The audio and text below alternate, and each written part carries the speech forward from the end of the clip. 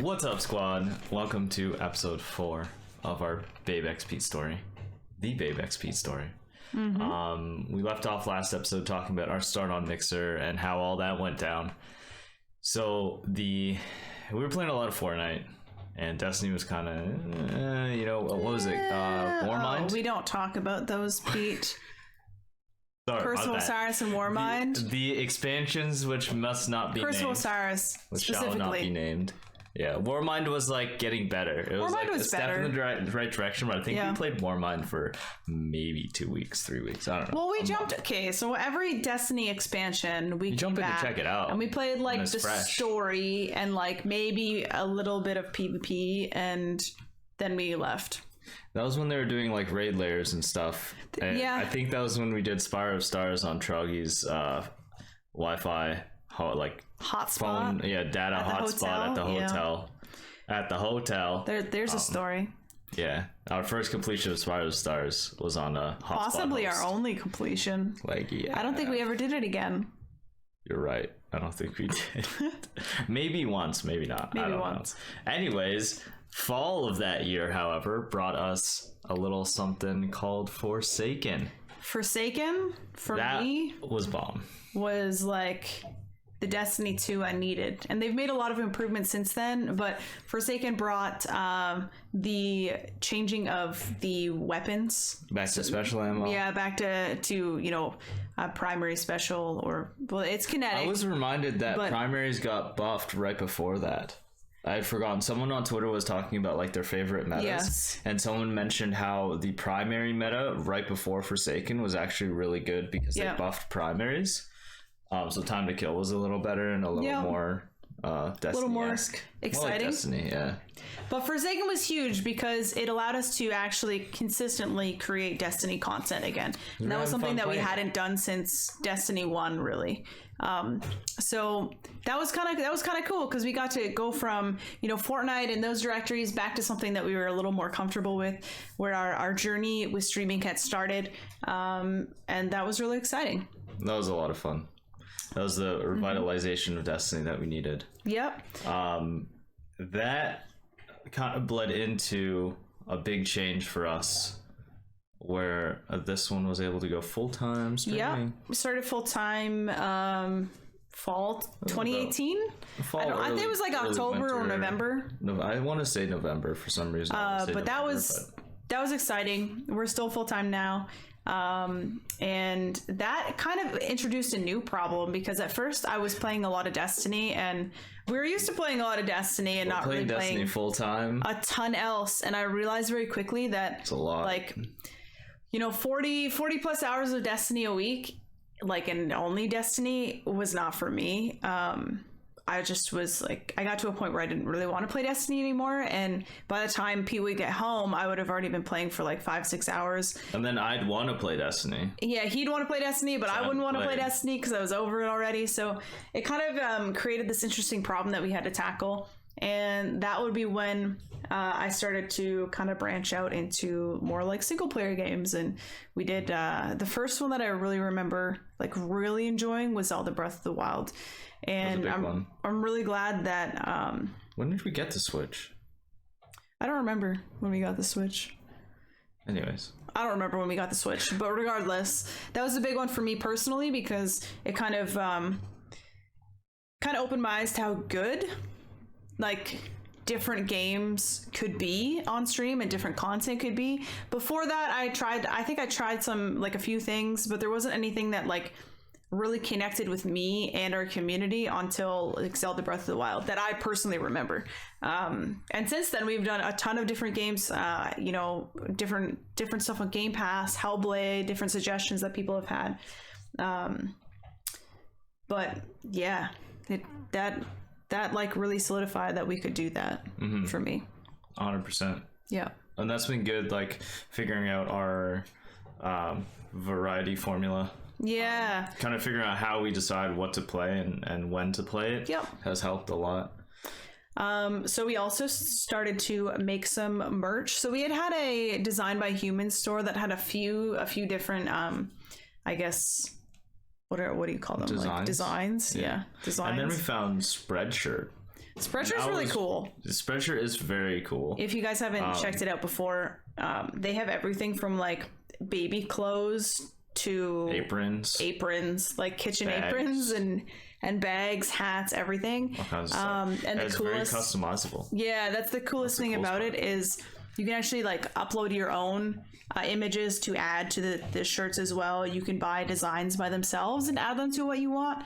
And you can like add your gamer tag or text or whatever. So, and when we say really we don't mean like us as making the merch. We mean as the end user, the customer I can go into the store and be like, I want to buy this shirt with this BXP logo, but you're like, I kind of want it smaller and like up over here. So you make it smaller, put it up over there, and then you put like your name over here, and then you put like a saying that you want on the back. Like it's really cool. You can do all kinds of stuff. I mean, you can put BXP sucks if you want.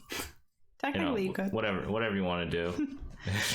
We also got partnered with Advanced GG, and that was also really exciting. We've known Farcog for a very long time, and he had reached out to us about, partnering with them. Since then, they have been absolutely amazing. I just really love working with the team and the way that they really treat their partners. So that's been exciting. People. Yeah, and they have a good product. So their product kind of speaks for itself. 100%. Very high quality. We haven't. Something we keep needing to do is grab the Focus 2.0 because they revamped their formula. We've been trying to get through what we had before ordering more, but I think I'm just gonna order some more. I really want to try them. But heard very good things about it, and they're very open label as well. They have all the ingredients on there. If you don't know what Advanced.gg is, they create a supplement called Focus. Focus 2.0 is their latest one, and it's a nootropic energy drink that you can mix yourself. So no calories. I think it's 0 calories, I believe. And a lot of fantastic stuff in there. They went for quality over quantity. And they also have a supplement called Chill, which is a CBD drink, which is a pretty convenient way to consume CBD. So that's pretty awesome. Unfortunately, because of border restrictions, they can't ship it here, so we can't get it. But you guys in the States can. So looking forward, we had some goals going into 2020. Our goals were to increase visibility offline. Going into 2019, I think that was when we decided to start it. But we're kind of, but we're kind of also skipping ahead a little bit as well. 2019, we spent a lot of time playing and streaming a lot of Destiny, as well as like a lot of other games.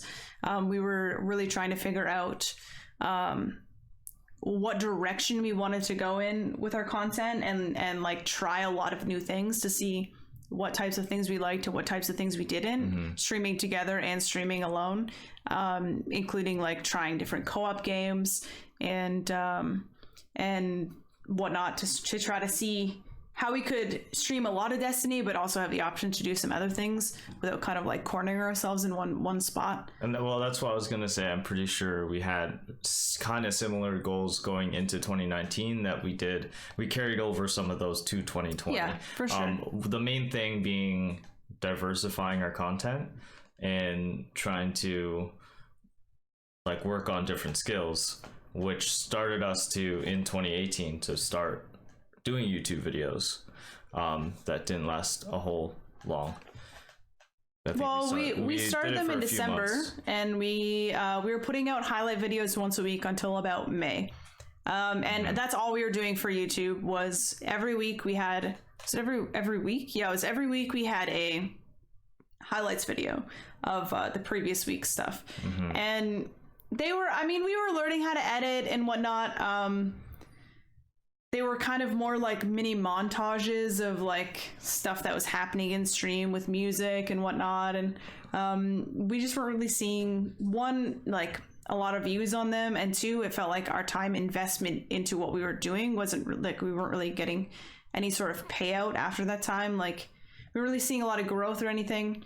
And we weren't doing anything else with our YouTube. So we kind of stopped around May 2019, and we didn't pick YouTube back up until January 2020.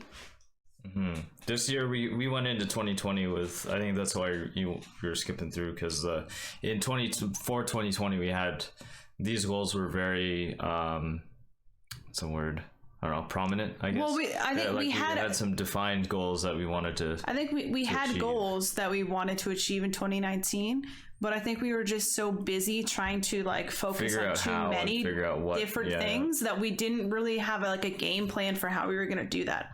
So 2019 was definitely like trying to be more entertaining. Experimentation, kind of. Yeah, trying to an experimental. Yeah. Trying to improve our content creation skills. Trying to see the different types of things that we could stream or could create content around.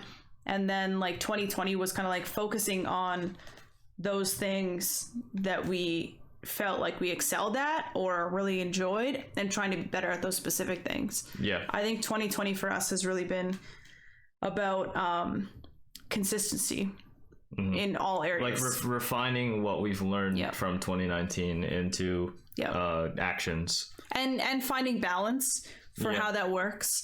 We're going to talk about that more in the next episode. I don't want to get too far ahead because we're starting to get into things that we're talking about in the next episode. The second PC was big for that, actually.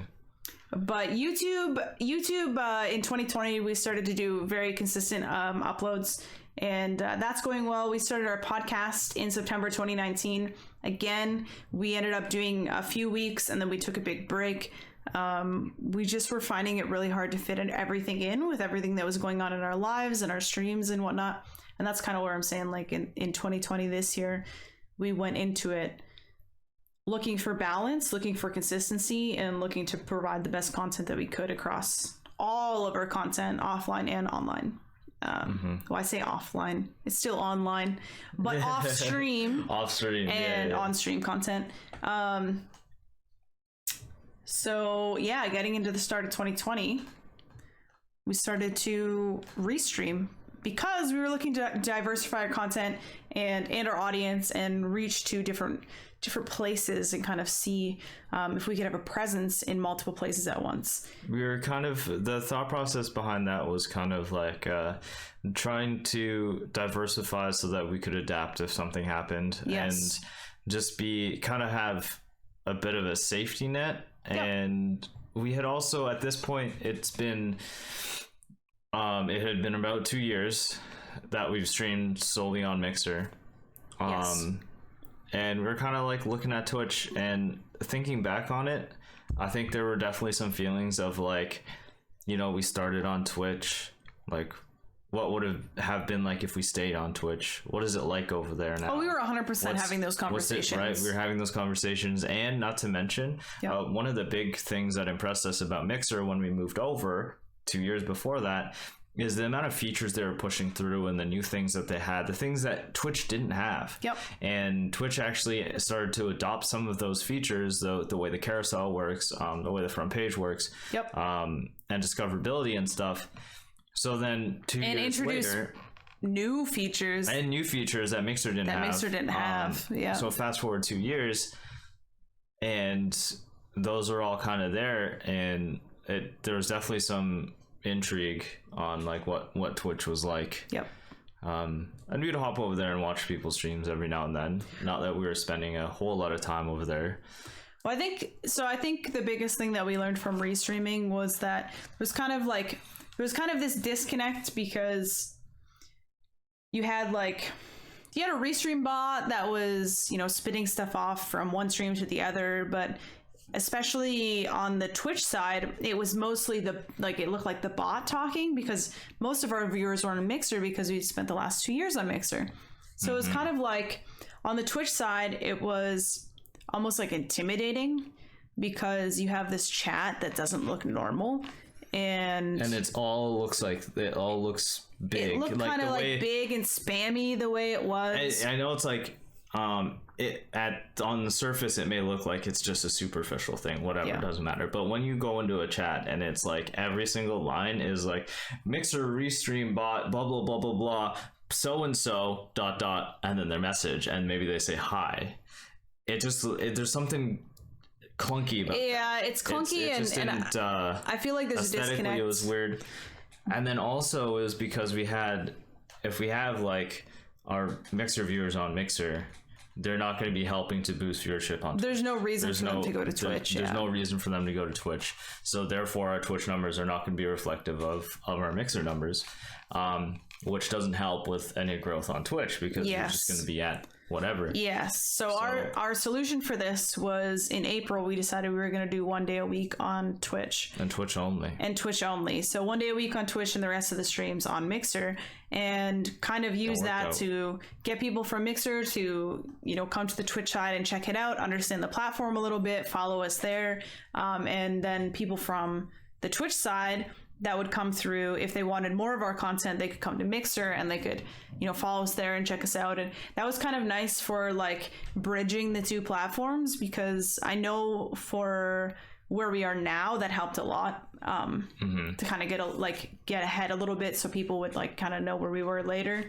One thing that was really encouraging when we were getting into the final moments of our discussion of are we going to switch to Twitch, we checked out the follower list on Twitch, our recent followers, and we were just scrolling down, and it was really encouraging to see how many Mixer regulars were on that list. We were like, oh, them, like it kept going. We're like, okay. Like then it kind of felt encouraging to know that when we did move, there were these people were already following, so they knew where to find us. They would be able to find us easier, right? Yeah.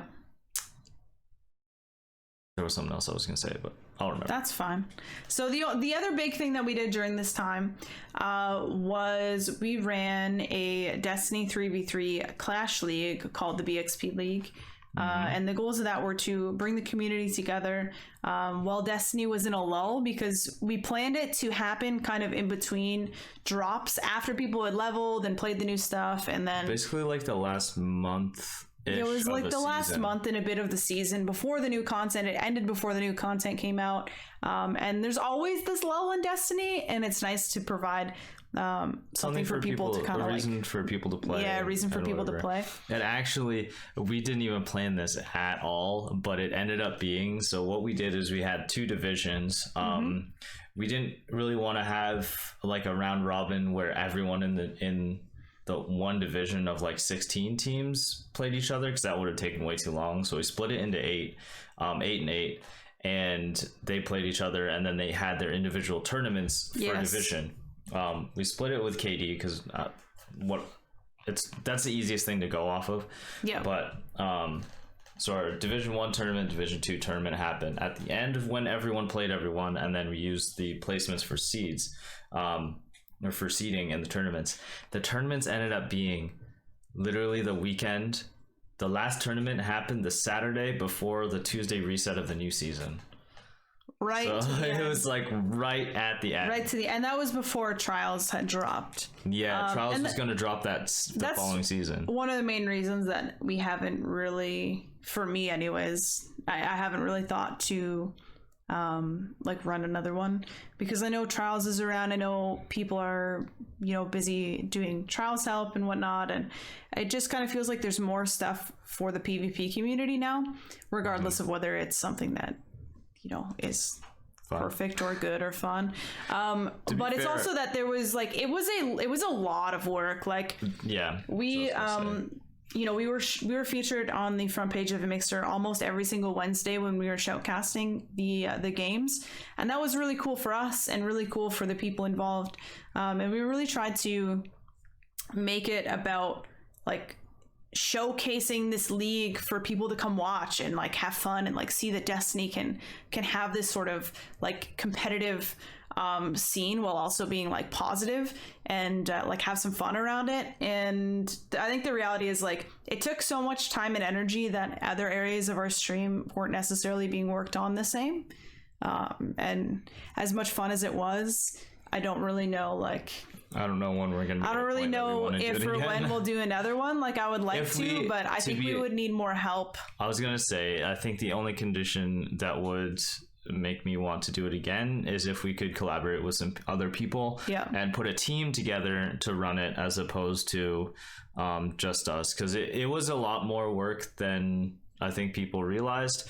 We were basically allowing people to play games anytime during the week within that week, and then report the scores by Sunday morning, and then record all the scores that way, plus shoutcasting on Wednesday, plus dealing with disputes, plus dealing with rule changes, and subs and the whole 9 yards on top of everything else we were doing. And we were really trying to push with stream as well at that point, and YouTube content.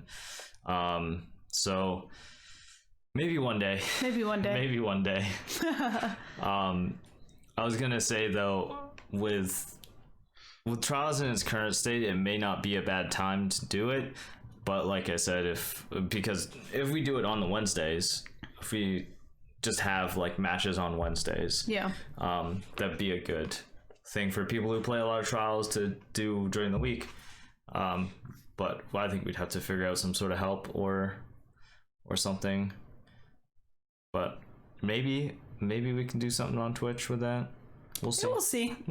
There's some other things I think that I personally want to get established and get down before starting to do anything like that. Right now, we're already splitting time between a few different things. But again, we're getting ahead of ourselves because we are still talking about the past right now.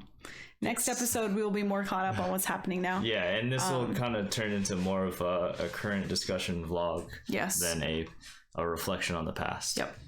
The last thing we wanted to end with was this week, Mixer announced that they were shutting, or I guess Microsoft Mixer announced that they were basically shutting Mixer down.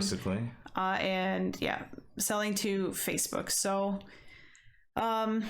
I guess we just wanted to say to all of our Mixer friends and, streamers, viewers, everybody, it sucks, and we wish you all the best regardless of where you go. And you're gonna do awesome. Yeah, that's the one thing. Like, so really shitty. It's very abrupt. Kind of came out of nowhere. One, at least they gave everyone a month. At least there's a month. Right? Yep. You can use the platform to transfer people over or kind of point people in the right direction. The other thing is,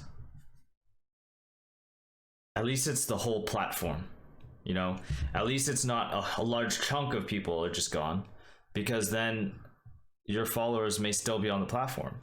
At least if the platform's gone, well, they're gonna know to look for you somewhere else. Yeah. So I guess that's the only I don't know if you'd call that an upside, but that is a positive way to look at it, I suppose. And I have been very encouraged by seeing all the support from people. Absolutely. For all the Mixer partners that are just have had their platform taken away without any of their doing. They didn't do anything wrong. It's kind of like the COVID shutdown. It's like it's basically like an aftershock of the same effect, where small businesses were told just to stop. You can't run, that's it. And those small business owners did nothing wrong, absolutely nothing wrong, and now it's over. So again, we wish you all the best, and I know you guys are going to do fantastic. Absolutely. All right, thank you for watching. We will see you next time. Peace.